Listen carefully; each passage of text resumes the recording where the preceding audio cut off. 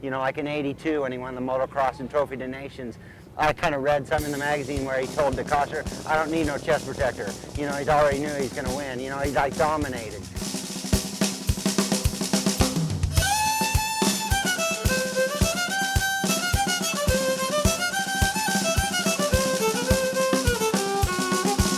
Being elected to go on the motocross and trophy team was the epitome of racing. When I found out that I was going to go to Europe and represent America, it was like, you know, going to war. I went to whip everybody's ass, and I would not lose. My father would always talk about that race and, you know, how much it meant as far as pride for, you know, the United States.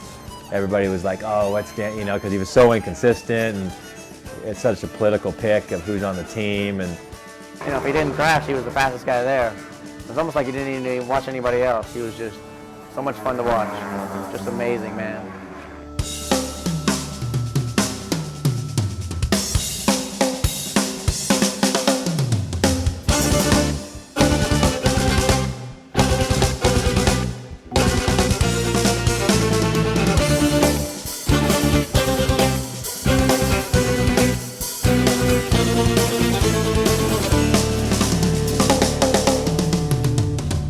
Danny was on a level of his own. He rode more like a European than he did an American. And we all knew that he could probably go to Europe and do a better job than any American that we've sent over. And he proved it. I mean, this place was beautiful. Apple trees everywhere, and you could smell the fresh cut grass. And I was just like in heaven. There's Danny Magoo Chandler climbing up the hill, still with the lead. I said, there's bees here, and there's loads of them. Not just one or two, there was hundreds of bees. And I said, I'm going to get stung. I know I am. There's the checkered flag.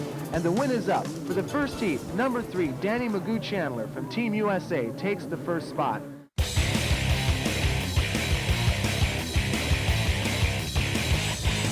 Holy smoke, it looks like number 2, Johnny O'Mara's going to get his second hole shot of the day. And Chandler's not too far behind at all.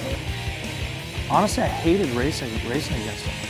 Not because he tried to take you out, he was just so intense, such a fierce competitor. The second moto, about 35 minutes into the race, I feel this thing hit me in the neck, and it stings me. All I could think about was that, you know, I would have a hard time breathing, and I would have to quit, because 2 weeks or 3 weeks before, I got stung at Carlsbad, and I had to stop and get oxygen, and I pull into the pits, and I come almost to a dead stop, and I yell at the pit guys, oh, I got stung by a bee, and they said, you only got a couple laps to go. So I take back off, and I come around the next lap, and they got this sign out there that said 2 laps to go, and I said, cool, I can make this, and I came around the next lap, and it said 4 laps to go. So I held on. I mean, I made it that 5 more laps, I think it was.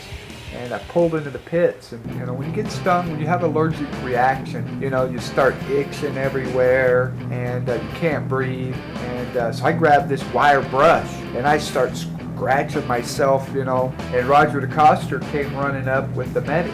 They had an injection, so I roll over and I drop my leathers, and they stick me in the ass with the shot. A few seconds later, I hear this guy yelling, dope, dope. The Americans are doing dope. Got stung by the bee. The FIM thought he was on drugs because he's beating himself. And oh my God, it was just a big chaos. The officials were there. They came over and grabbed the syringe from the medic. They didn't know that he was, you know, really, really allergic to bee venom. And it all worked out to where, you know, they figured out that I had got stung by a bee and, you know, all that. So we won the first race, the 250. Both motos, and Honda had a great big party. I started drinking. We were drinking beer and drinking wine and champagne. I think Danny lived life hard on the track and off, and unfortunately, sometimes that's not good. And Roger came up to me and said, Danny, slow down on the alcohol. And being the punk I was, you know, I looked over at Roger and told him, I said, remember Joel Robert? And all the old racers, they can drink and win races. I look back on it, and it was wrong for me to say anything like that.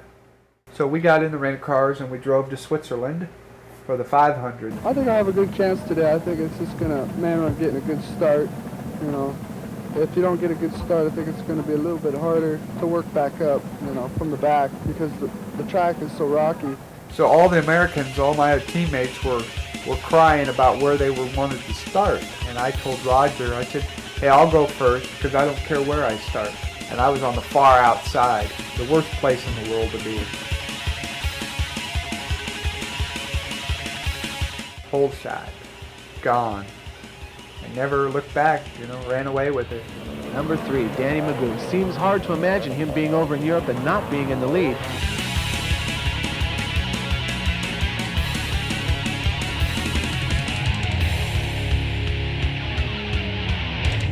Both motos, he just killed everybody. Then he goes over and wins the motocross and Trophee of Nations, just demolishes everybody, and so he was on the track to dominate. But once again, it was feast or famine every time with Danny.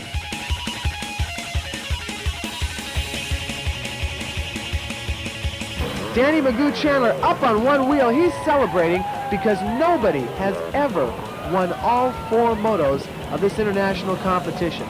I won all 4 motos and did something that nobody had ever done, and I feel really privileged about that today. It was a race that got me elected into the Motocross Hall of Fame, which I feel very fortunate to have done.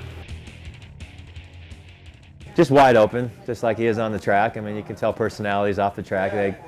They crossed over to on the track, and he was just somebody that did it, you know, to the full tilt on everything. So after the races, again, Honda had a celebration party. Everybody was drinking heavily. I'm getting all drunk.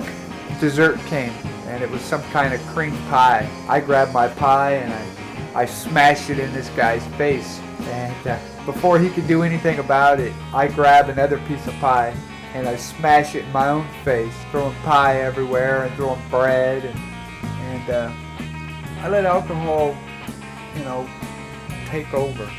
I started using alcohol way too much.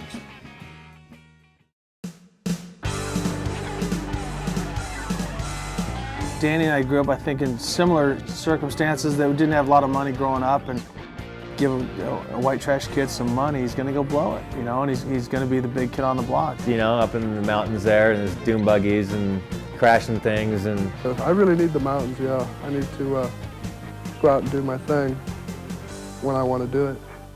It will show you why they're called the Super Bikers. I was no stranger to this race. In 1980, I had rode the Superbikers on a Magoo. you know, because his style is not precise, and that type of racing took, you know, a little bit of technique, a little calmness, throttle, you know, and Danny, of course, doesn't know anything about on and off on the throttle, so. About number 34 there, that's Danny Chandler, who came from last to first in his qualifying heat. 3 major disciplines of motorcycle racing are drawn together. They come here, some of the best in the world, and they compete on a course that has been specially devised to combine some of the elements of these disciplines, of road racing, of the dirt tracks, and of motocross.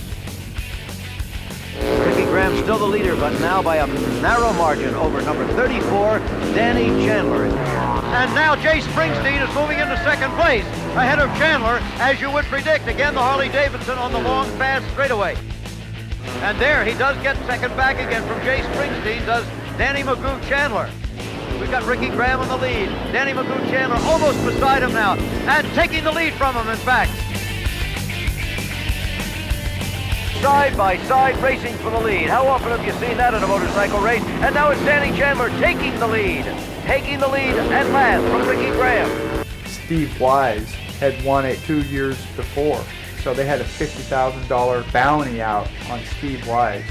Number 1, Steve Wise taking the lead by the narrowest of margins. That one year, he was just scary fast. It was a scary event, and he just was all over the place, so. There